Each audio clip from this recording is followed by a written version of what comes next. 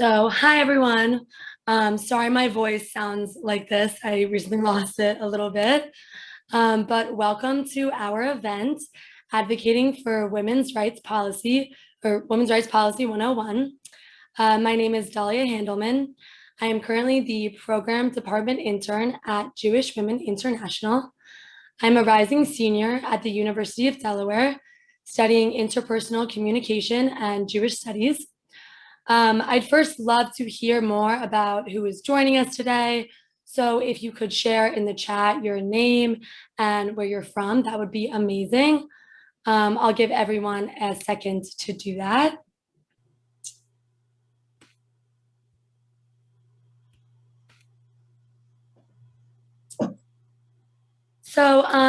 Just to continue, as part of my internship, I was responsible for creating a virtual event, and I decided to create mine with the focus of understanding women's rights policy and legislation.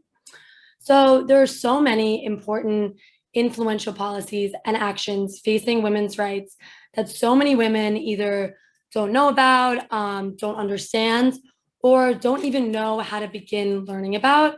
And this event's purpose is responding to just that. So I would like to first introduce Dorian Karp, JWI's Advocacy and Policy Director. Dorian oversees JWI's policy work around supporting women and girls, represents JWI in national coalitions, and much more that we'll soon hear about. So now we're going to do an interview Q&A type thing with Dorian to learn more about understanding advocacy and policy. And there will be a time at the end for you guys to all ask any additional questions you might have. So let's get started with our Q&A. So our first question for Dorian is, how did you get involved in advocacy and policy work? Great. Well, thank you so much, Dahlia, for hosting this discussion today. And thank you for all of you who are joining us from all across the country. It's amazing to see people in Georgia and Michigan and Maine and Maryland and Delaware and DC and LA and Denver and lots of different places. It's really amazing to see the diversity of where people are coming from today to hear from me and to hear about what JWI does and learn a little bit about advocacy on women's issues. So first, thank you.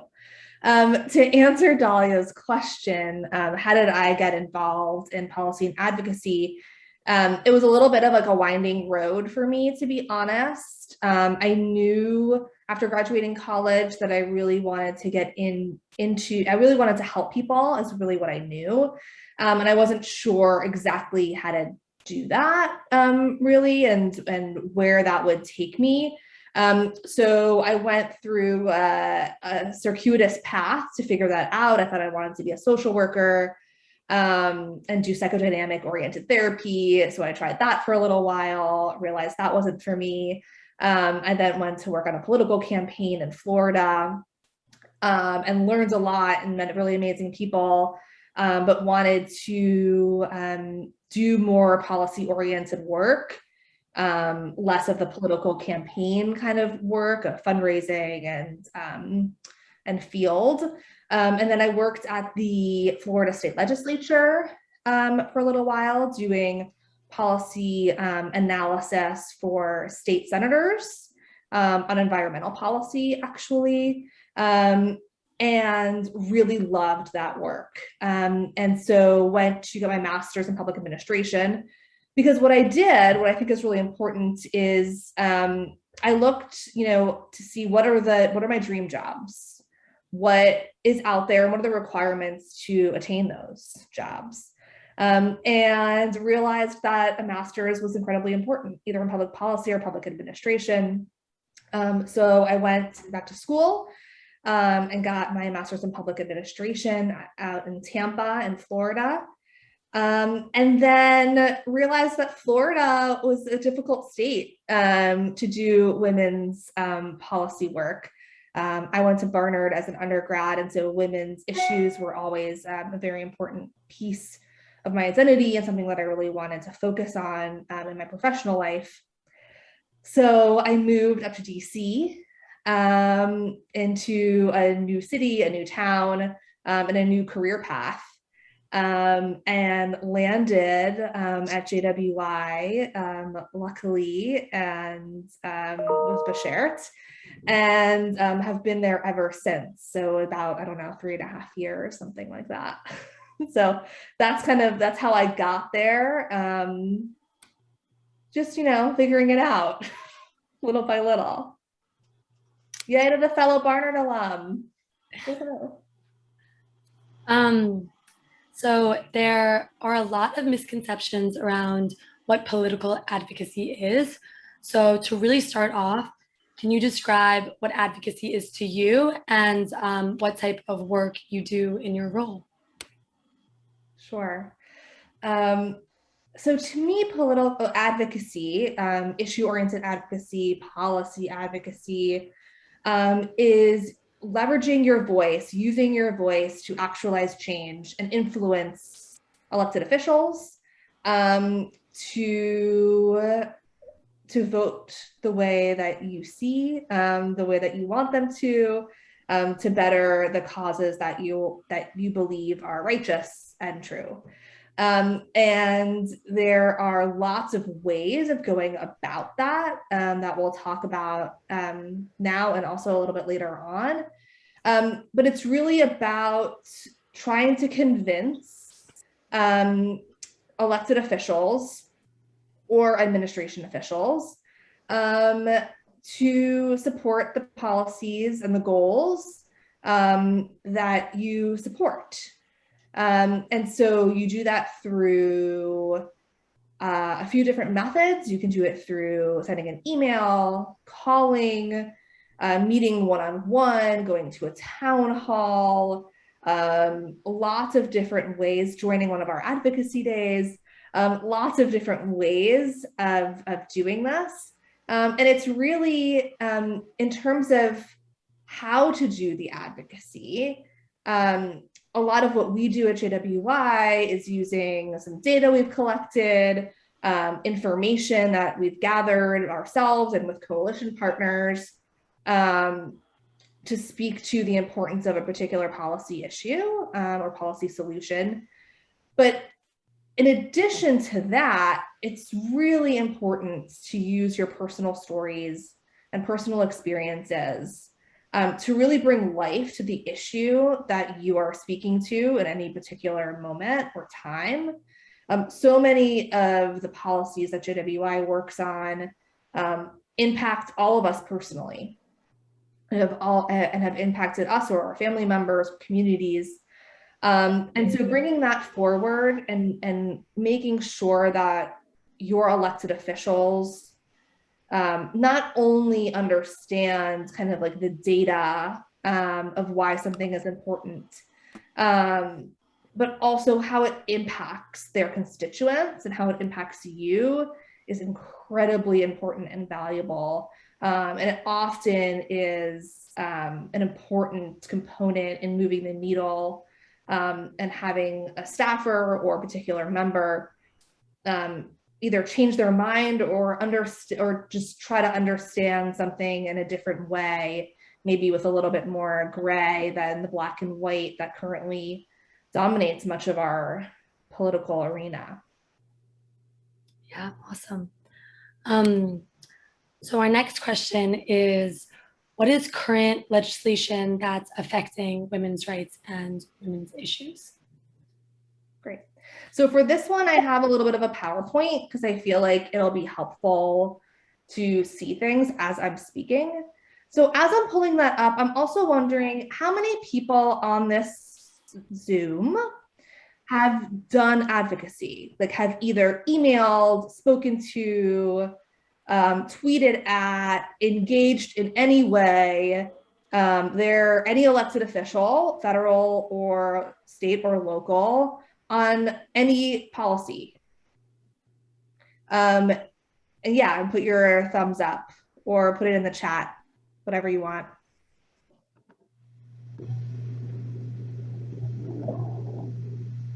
Okay, so I'm scrolling here and it looks like, I don't know, maybe like about a third or 25%. Like a few people have done it. Yeah, so I think it just goes to show there's not a huge barrier. I think oftentimes what we think about is like, do I really know what I'm talking about? Do I have all the information? What is my value add here? Like, these people are very busy. Do they really want to hear from me? And I think, and in my experience, and I hope that this is true for the people that thumbed up, is that like the elected officials and their staffers, this is their job to hear from you, to try to understand what their constituents want, what their experiences are, right? And like their goal is to get reelected. And so if they think that their constituents want them to support a particular cause or a particular policy, that many times is going to lend them to support that or negotiate on that in some way. And so it's really important. It's not a huge, there's really not a huge barrier, I think, for a lot of us, for a lot of women in particular. We want to kind of feel really in control and like we have all of everything we could possibly need before going into a conversation. And as I said before, like your personal story is often the most valuable. And for that, all you need is yourself, right? You don't need anything to really back it up. It's just your experience, and telling that to a staffer or a member, to have them actualize change and vote in a particular way. So I'm going to now share my screen. Here we go, desktop. Well, I think let's go to PowerPoint.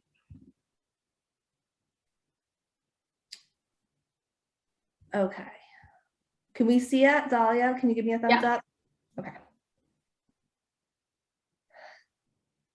So Dahlia talked a little bit about my bio and I gave a little bit of a discussion of how I got here. At my job at JWI,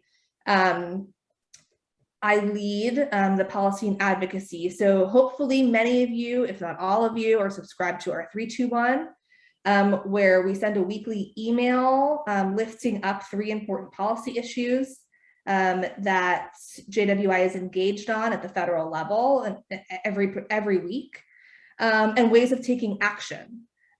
So sometimes that is emailing or tweeting at your members, like the direct advocacy we were talking about earlier. Sometimes it's educating yourself, listening to a podcast, reading something, attending a webinar like this with either us or one of our coalition partners. And speaking of coalition partners, that's a huge component of the work of JWI. We are small but mighty, we like to say. And so it's really beneficial for us to leverage our expertise in many coalitions. So to begin answering your question, Dahlia, JWI works on a broad portfolio of policy issues that are kind of within the women's issues frame. I don't particularly love that framing because these women's issues are society's issues, they're men's issues, they're everyone's issues. But I haven't necessarily come up with like a better umbrella term, so we're just sticking with it. Maybe one day I'll develop a better term. But so it really runs the gamut of ending gender-based violence. So those are things like domestic violence, sexual assault, dating violence, and stalking, trafficking as well in there. And we do it, and a lot of our work is done both in the secular, the Jewish, and the interfaith spaces. So a lot of our coalitions, with that, a lot of the policy areas that we engage in run across those kind of sectors. So we do ending gender-based violence, reproductive justice, access and healthcare, economic security. So in the workplace, those are things like paid family leave, paid sick time, pregnancy workers' fairness, making sure that women are able to, sit down when they need to at their workplace and not get fired. And gun violence prevention is also a huge component of GWI's policy portfolio. You can see here that I co-chair an interfaith group on gun violence, and I'm a member of Everytown for Gun Violence Safety's Interfaith Advisory Council. So a lot of the work that we do is focused on our membership and getting them engaged, getting you all engaged in advocacy on the important issues of the day, real ways that we can actualize change at the federal level, and then working across coalitions to leverage that to create even greater power as we advocate for these changes. So speaking a little bit to like advocacy 101 kind of thing that we were going to talk about today, I have realized that a lot of people, and this is fair, I didn't really understand this until I was getting my master's, they know how a bill becomes a law and laws are passed, bills are passed and become law, like our legislature does this, the House and the Senate does this, and the president gets to veto or sign it. But there's another way that policy is created and law is created. So I'm going to answer this first question, and then we'll kind of get into the second piece that we don't learn about in school, basically, and that's not as well understood, and is incredibly important as we're moving forward and trying to either reverse or support policies that have been enacted. So at the federal level, our legislative action I mentioned happens at the House and the Senate. In your states, it's the same thing. So every state has a similar situation of two chambers. So you either have a state House of Representatives or a House of Delegates, like in Maryland and Virginia, they're called delegates. And then in your local city and county, it's the same. So you have a group of people, anywhere between like 5 and 12, who represent smaller districts within that county or city boundary. And then of course, you have kind of the leaders of those of those like boundaried groups. So at the federal level, you obviously have the president. At the state level, we have governors, and at the local and city level, we have kind of mayors and county commissioners. And many of those, and so they have their offices in and of themselves, and then they run major departments, right? So that's like how our government systems work. The legislatures represent smaller groups developed by boundaries. So like in the House of Representatives, for instance, in the US House, each member represents about 625,000 people.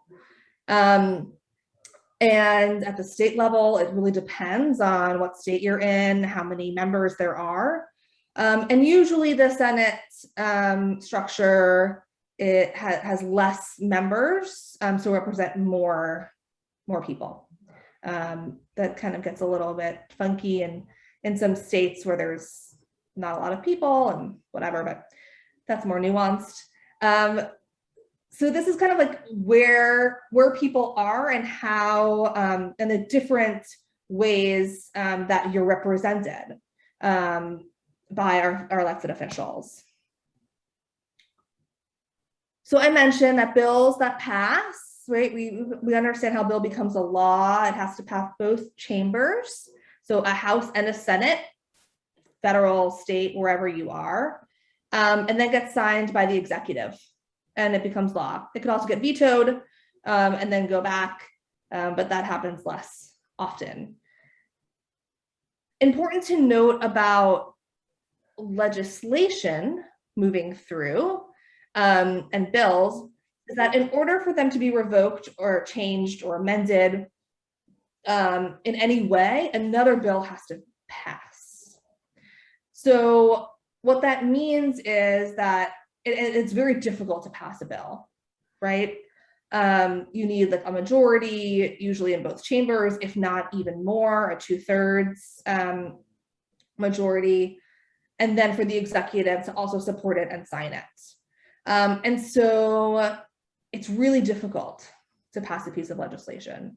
Most pieces of legislation that I'll talk about, I think in the next slide, have been introduced and reintroduced in the US Congress for years, if not decades. It usually takes a long time to change the minds and to gather support and to educate and really help federal elected officials understand the importance of any particular legislation. Now, I will say, obviously, for every rule, there is an exception. And so we've seen over the course of the last year, very fast policy solutions on COVID. Right, we have seen multiple bills pass. We're seeing possibly one even this week, a bipartisan infrastructure plan get passed as a result of COVID, really showing what the gaps and needs are. So of course you have, policy solutions that go really quickly, that garner lots of support, if not even unanimous support.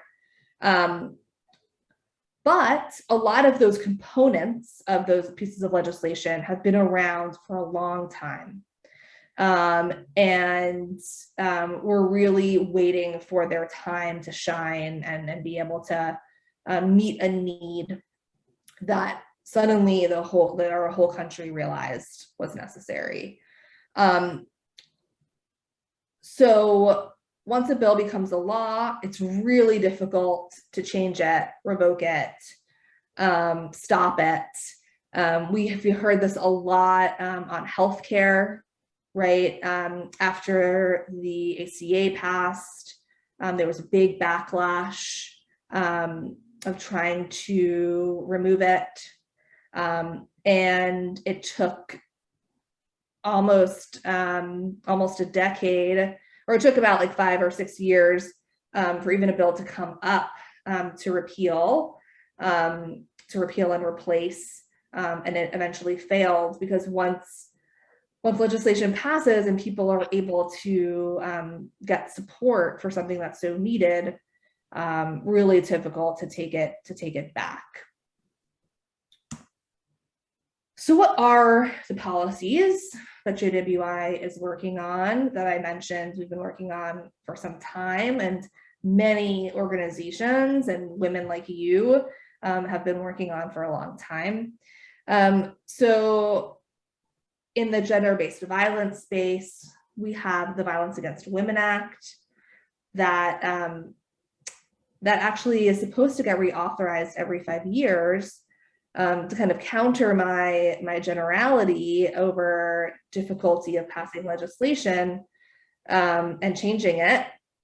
The whole idea here for VAWA is that we know that there are like a perpetual amount of gaps and needs that survivors of gender-based violence experience.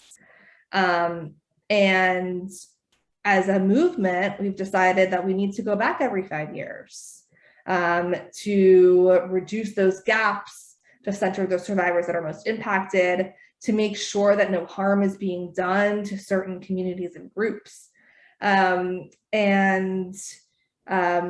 society moves and changes, also like thinking about like what are the changes that are needed in these massive pieces of legislation. And so we've been working on VAWA for about 4 years now.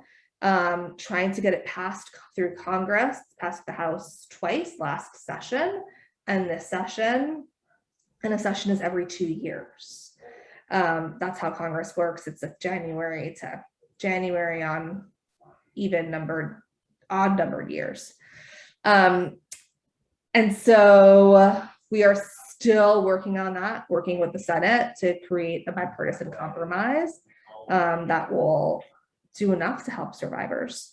And then there's the Family Violence Prevention Services Act, which provides money to domestic violence programs and shelters all across the country.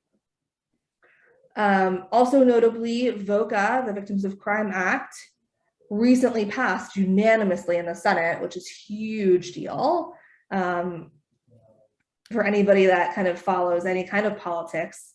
We know that bipartisan support is difficult to attain, not to mention unanimous support across the Senate. So that was huge. And that is to fix and make sure that there's enough money going into a Victims of Crime fund that actually funds nearly every victim service program and organization throughout the country, not just gender-based violence, but also victims of homicide, drunk driving, child abuse, a whole range.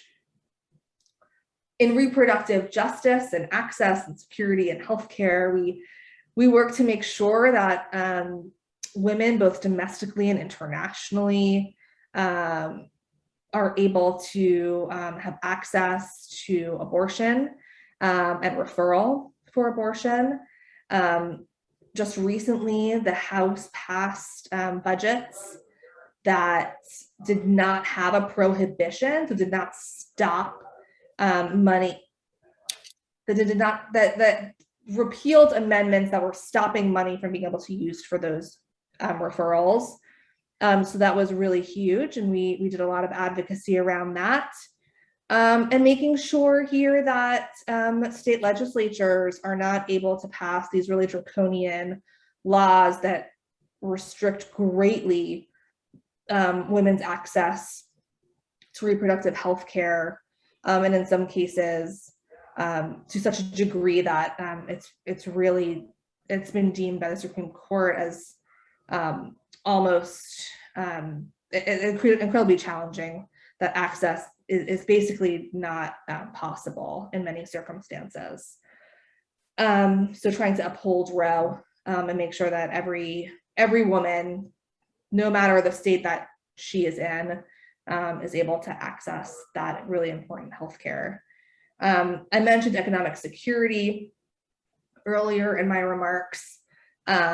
So making sure that there's paid family leave, that there's childcare, the childcare tax credit we were very invested in and will continue to be invested in making sure it continues, and making sure that pregnant women have access to accommodations on the job, that paid sick leave is across the board and every woman has access to that as well. And gun violence prevention, you may think that like, how does that fit into this kind of heading of women's issues? But I'll say that, while JWI about a decade or so ago really changed our focus when one of our members was murdered by her husband, and really it shocked a lot of people at JWI and a lot of people in the community to acknowledge that this violence happens. And it really got us oriented in both working very concentrated in gender-based violence and in gun violence prevention. And so we enter the gun violence prevention space through its intersection with domestic violence. But obviously, as we know, gun violence impacts all of us. It impacts every community across our country. It impacts us as women in many ways. It impacts our daughters in schools. It impacts us at clubs and concerts, and wherever we are, there's no safe place, right? This really happens all across our country. And as women, it impacts us particularly.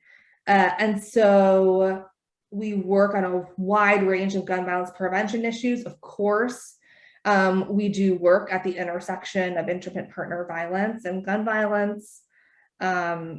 What we say is that one of our main priorities is closing the boyfriend loophole, which allows convicted dating violence substance abusers. It allows them to have firearms federally. There's no federal restriction on that.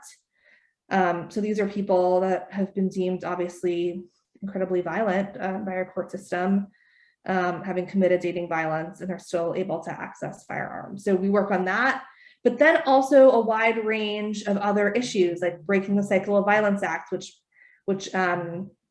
appropriates money to violence intervention programs and community violence intervention. Disarm Hate, which would stop people that have been convicted of a federal hate crime from having a firearm. Background checks, assault weapons bans. We do it all because we really feel that creating safer communities is integral to female betterment, empowerment, leadership, financial security, all of the things that JWI works towards in our advocacy and really across the board in our programming and in our leadership. So did that answer it, Dahlia?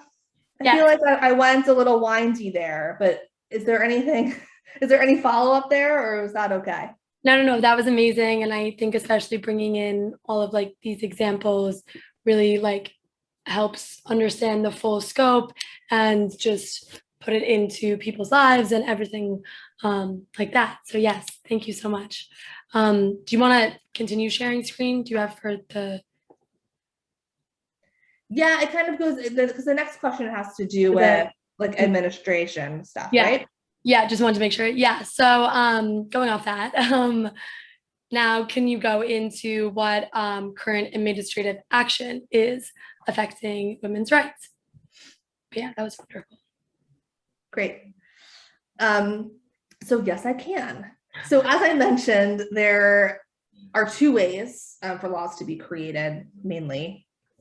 The legislature can draft bills, passes them, sends them to the executive branch, then it's done. Like it's law, it's good, and hard to repeal. The other way is through the executive branch. So the president or mayor or governor can pass what we call an executive order. And that's them making a statement and being able to actualize change immediately. So we saw that a good deal with the Trump presidency. He drafted a lot of EOs, as they're called, many on immigration, many on other, some environmental policy. And so, so there's the executive orders, and then what takes a little bit longer, but also happens at the executive level, is all of the departments that are underneath these executives, so presidents or governors or mayors. They run these really big departments. They run education departments and environmental departments and whole range, agriculture.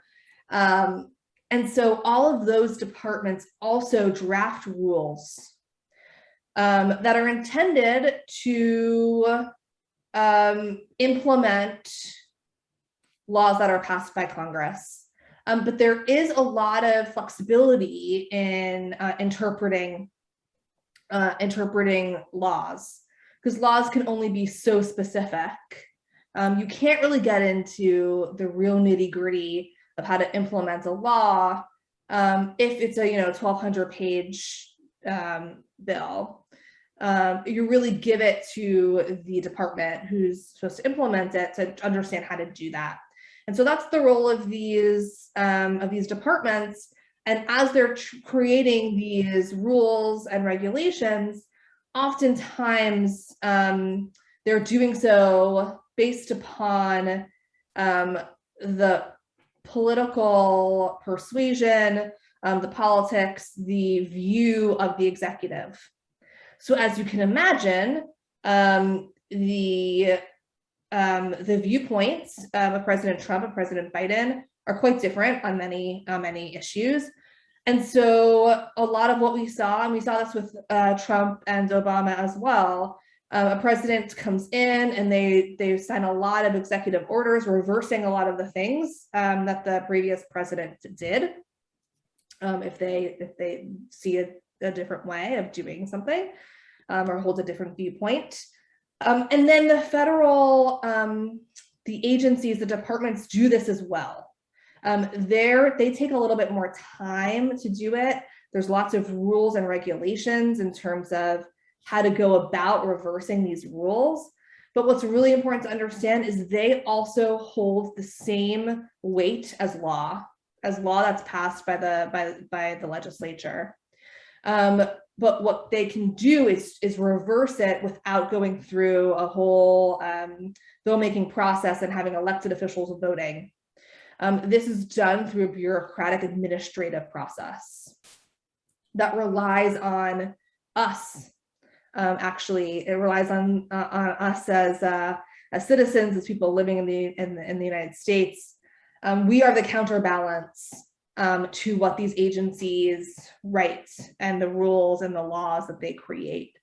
We're the ones, not elected officials, though they're people too and can write comments and have sway, but really it's on us to get to influence these departments and agencies in their rulemaking process. So here are just a few kind of departments that exist in the federal government. And most of these exist at the state level too, as well as the county level. Right, your school boards do a lot on education. Education is really given to the states. Many local governments have health and human services, right, like and environmental protection agencies. So it really runs across the board. So as I mentioned, since these regulations are created by the executive branch and not Congress, we serve as the check and balance. There's no real debate going on. You can't turn on C-SPAN and see your senators debating a particular piece of legislation or policy issue. These agencies are putting something forward. They have an idea of how to implement the policy, and it's up to us. They give us usually 30, 60, or 90 days to write in either support or opposition with explanations as to why. And it's incredibly important that we participate. JWI did many webinars over the last 4 years and engaged in many writing campaigns through the rulemaking process to make sure that these federal agencies knew our stance and what your stance was as well. So to Dahlia's question, what is happening in this space right now? The federal government is still being built in many ways, right? When a new president comes in, there's thousands of political appointees that leave and thousands more that need to be hired. Some need to be confirmed by the Senate, which is taking a little bit of time at this point.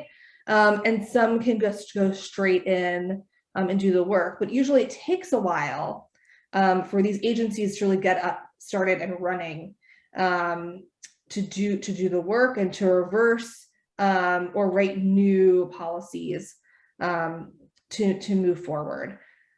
So Dahlia and I, when we were talking about developing this webinar, wanted to focus on Title IX. It's something that she has worked on over the last few years, and was a huge, was probably the biggest policy position that the Department of Education under President Trump took. It was a huge feat for them to get this accomplished. And Secretary Betsy DeVos, along with the whole department, really rolled back protections for survivors in K through 12 and on college campuses. The Obama administration had put forward recommendations It's one of the things that agencies do. And under Trump, the department went a step further and instituted this much more rigorous and more difficult to repeal regulation that harms survivors in many ways by limiting what is counted as sexual harassment and where sexual assaults can take place, to go through the Title IX process, as you can see. And so in addition to some discrepancies and issues around how the actual how the Title IX process actually moves forward. And so the Biden administration and Biden himself during the campaign said that he was going to roll back these policies that negatively impacted survivors. And so what they've been doing is try to gather information from advocates, from educators, from survivors. And they have written this, as you can see here, a 67-page question and answer document that doesn't repeal the Betsy DeVos guidance and rules, not guidance, rules. It doesn't repeal it, but it explains how schools can go about maybe thinking about the rules differently, and where there's room for schools to go even further. Really making sure that schools understand that this guidance is the baseline and not the most that schools have to do. And they'll be working over the next year to develop their version of these rules. But it's going to take a little bit of time. And so as the school year is getting started, they put the 67-page Q&A doc out there. So as you can see here, it includes details on how sexual harassment is defined, how schools can obtain notice of sexual harassment, how schools can respond to these allegations, and how the school must process these formal complaints with live hearings and cross-examination. Cross-examination was a huge component in the DOE rules under DeVos. And so this is creating a different understanding of those rules. So JWI will keep our eyes open as this moves forward, and as the Department of Education works on amending the rules that Secretary DeVos put forward for our schools. Another administrative action that's currently happening is on ghost guns. So some of you may know these are unregistered guns that are made in people's basements that you can get off of a computer, that you can download and make yourself, basically. And so one of the main priorities has been gun violence prevention by the Biden administration. And so there is currently action happening. The rulemaking process is open, and you are able to support ATF's desire to regulate these firearms that are really dangerous in and around our country. Lots of other things that are happening at the administration level, on immigration, on the environment, on foreign policy, on lots of things that on immigration, JWI works in and around somewhat on its intersection with gender-based violence, but is not the core of what we do. But there's ways of you absolutely, it's called the Federal Register. It's where all of these rules are drafted and made available. There used to be like an actual book about, and that's changed to a website, as everything has. And so it's the Federal Register. You can go in and you can really see like what's open, what's been happening, what our federal government is doing as they're trying to reconceptualize how to implement either recently passed laws or laws that were passed 20, 30 years ago, in the case of the environment, for instance, and how you can engage in that decision-making process, really. So as I mentioned, there are different ways of engaging in these different ways that laws are created through federal legislation, right? There's like email, there's tweet, you can call your federal elected officials and they will answer. To be honest, like these staffs at for all of these elected officials want to hear from you, and it's their job to hear from you and tell their boss how their constituents are feeling. And so really important to do that. You can attend a town hall.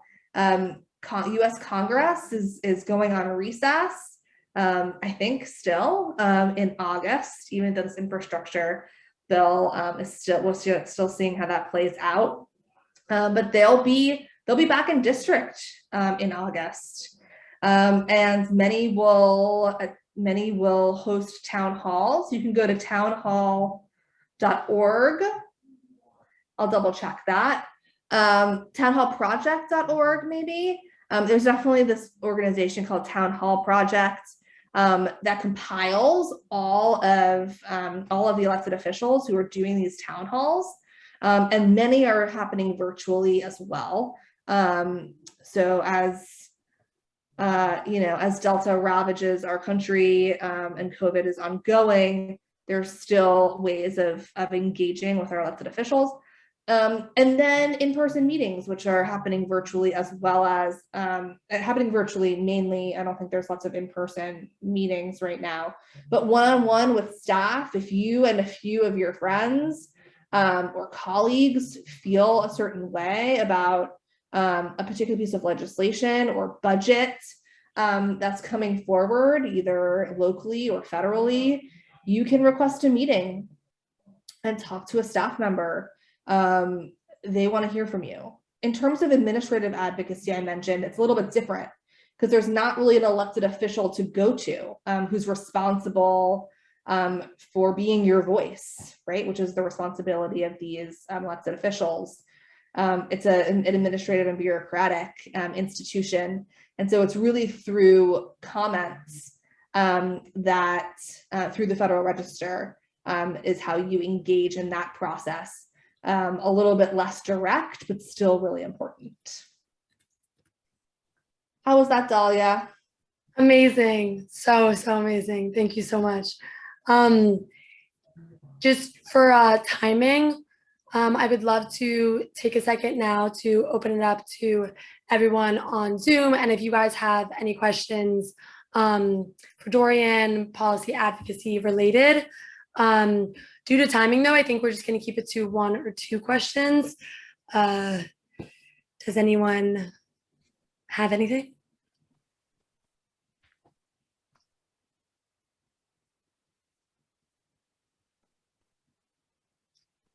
We can also circle back to this at the very end because I do have another thing to talk about. So maybe we'll just do that.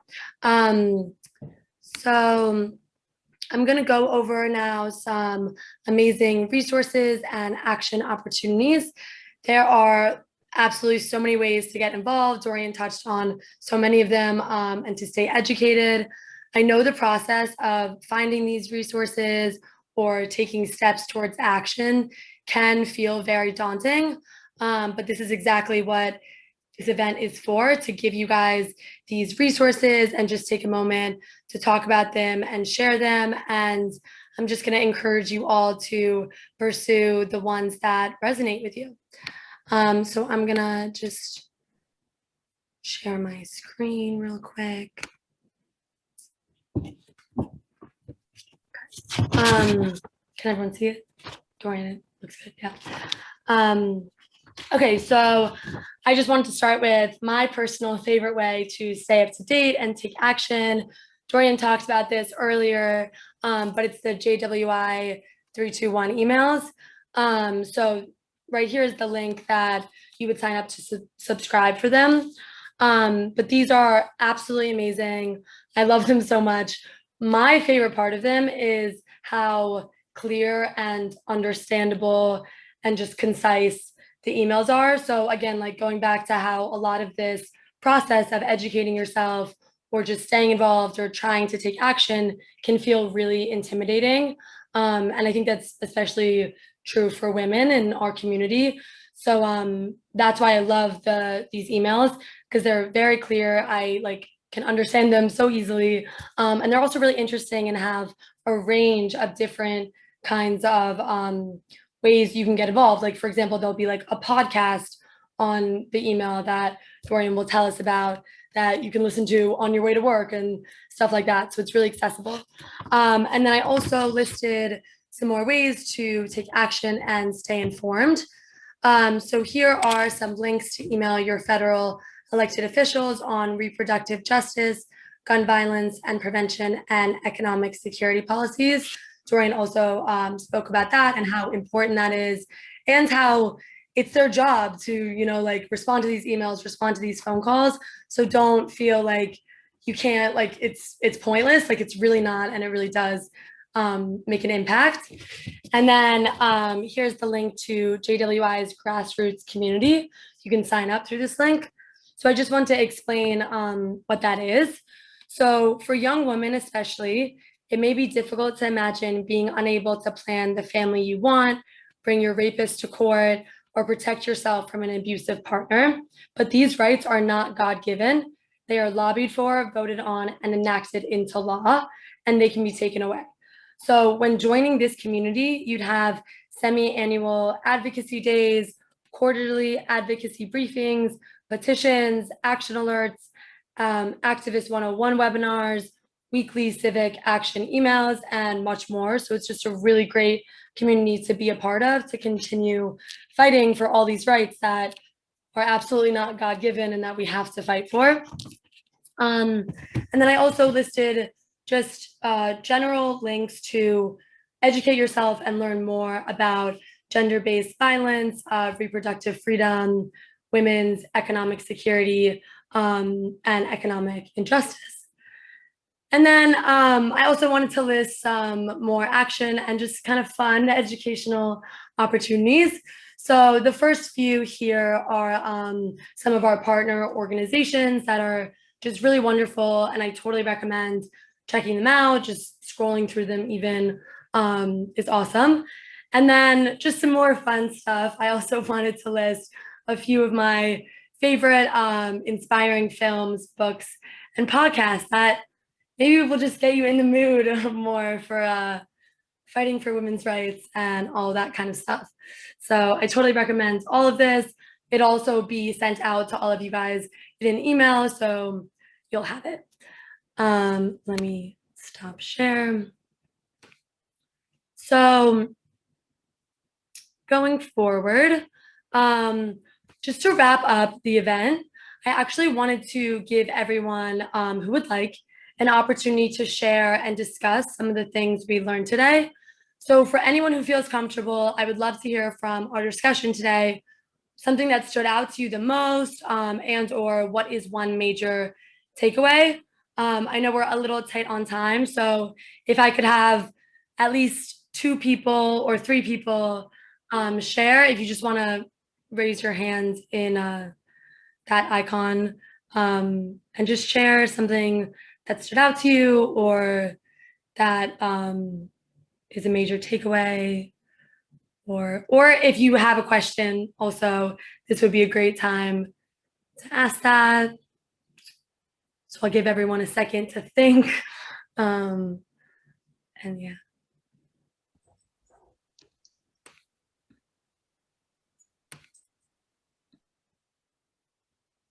Yes. Maria. Sure. So one takeaway that I'm leaving this conversation with is that there are so many different ways that you can use your voice and advocate. And I really appreciate, Dorian, you highlighting, what's happening with Title IX around the rules, but also different policy that we can contact our representatives around. And also thank you, Dahlia, and the resources for highlighting so many different ways that we can learn and get involved. And I loved, Dahlia, that you also highlighted some movies and different media that we can engage with. And Dorian, I know you do that with 321. So I want to thank you both for really thinking about a wide variety of ways that people can get involved, use their voice, and take action. Awesome. Thank you so much. Does anyone else want to share? Totally fine if not, but if anyone else would like to, now's your chance.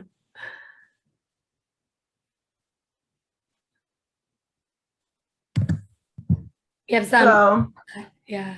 Yeah, go ahead. I just wanted to thank Dorian for the explanation of how bills are made. That was very interesting because normally what I do is I wait till something's on the ballot before I even start to think about what the issue is. But this has given me more insight into what I can do or learn about beforehand. And I appreciate that. Thanks. Well, thank you, Debbie. If I'm able to, Dahlia, I have two quick thoughts that have come to me over the last 15 or so minutes. One is, Ari, when you were just speaking about the different ways of advocacy and using our voice, I did not mention like protests and marches or media in terms of like op-eds and letters to the editor. These are also really important, integral, and ways of using your voice. There are lots of ways, even in the era of COVID, of doing this. Like there are virtual marches, lots of ways of showing your support for a particular policy or issue area. So I also just wanted to lift that up because I think that's important. And the final thing I will say is that law can also be made through our courts. So like Roe v. Wade, for instance, right, is the law of the land, is what we hear a lot. There's been no federal law. There's no federal law that guarantees a woman's constitutional right to abortion.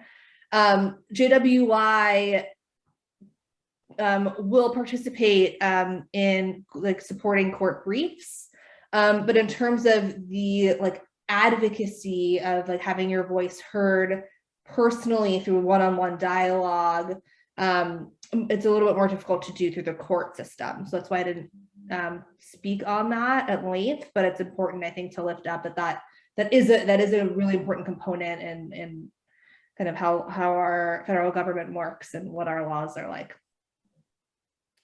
Awesome. Thank you so much. And Barbara also put something in the chat if you guys want to read that.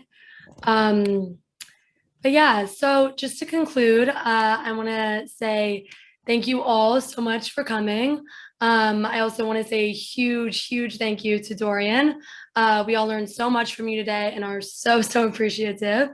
I'll also put my contact info in the chat if anyone has any remaining questions or just wants to continue this discussion. Feel free to reach out, and have a great day, guys. Thank you.